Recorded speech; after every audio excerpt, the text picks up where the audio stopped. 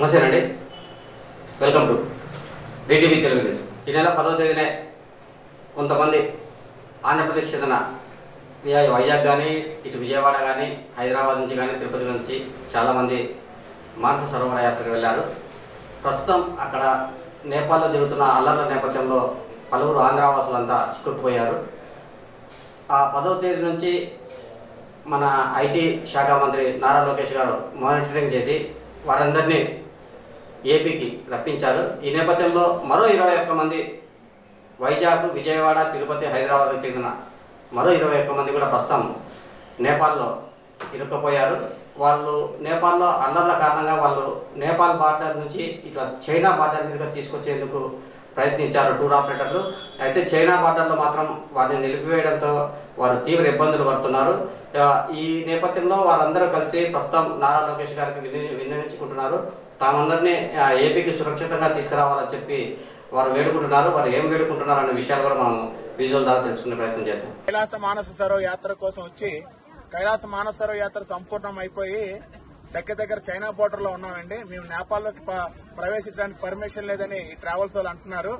దయచేసి మన ఆంధ్రప్రదేశ్ ముఖ్యమంత్రి గారైన నారా చంద్రబాబు నాయుడు గారు, లోకేష్ గారు అందరూ మమ్మల్ని, మా విశాఖపట్నం ఎంపీ అయిన భరత్ గారు అందరూ మమ్మల్ని సురక్షితంగా విశాఖపట్నానికి మమ్మల్ని చేరుస్తారని మేము కోరుకుంటున్నాం.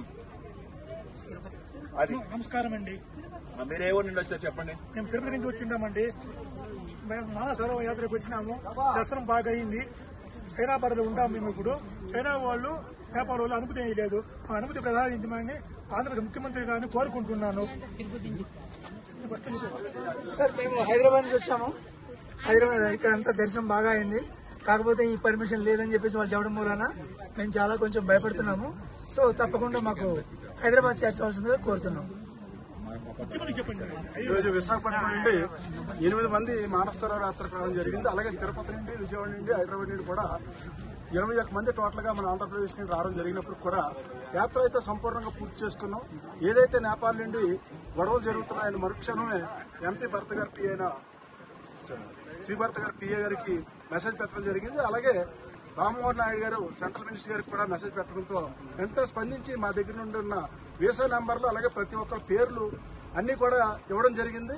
అయితే స్టేట్ గవర్నమెంట్ ఏ విధంగా అయితే రెస్పాండ్ అయిందో అదే విధంగా ఇక్కడైతే మటుకు టిబెట్ గవర్నమెంట్ అలాగే చైనా గవర్నమెంట్ అయితే మటుకు ఆ అనుకూలంగా అయిన పరిస్థితిలో లేదు. ఎందుకంటే ఈ రోజు మాకు సాంగా నైట్ ఆల్ట్, రేపు తెల్లవారు వచ్చేటప్పటికి డైరెక్ట్ గా నేపాల్ ఎంట్రీ రావడానికి ఎల్లుండి తెల్లవారి ఫ్లైట్ టికెట్లు కూడా తీసుకోవడం జరిగింది.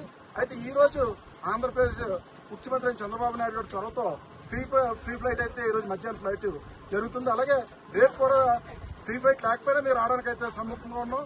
అంటే నారా చంద్రబాబు నాయుడు గారు అలాగే లోకేష్ గారు కూడా ఆ స్పందించిన తీరైతే మటుకు ఆంధ్రప్రదేశ్ ప్రజలందరిలో కూడా ఒక ఉత్సాహం జోష్ కూడా ఉన్నప్పుడు కూడా ఇక్కడైతే టిబెట్ గవర్నమెంట్ అలాగే ఇక్కడ స్కైయూ అనే ట్రావెల్ వాళ్ళు అయితే మటుకు పంపించడానికి అయితే అనుకూలంగా లేరు. మా పరిస్థితిని కొద్దిగా మీరు అనుకూలంగా చేసేటట్టు చూడాలని ఆంధ్రప్రదేశ్ గవర్నమెంట్ కోరుతూ సెలవు తీసుకున్నారు.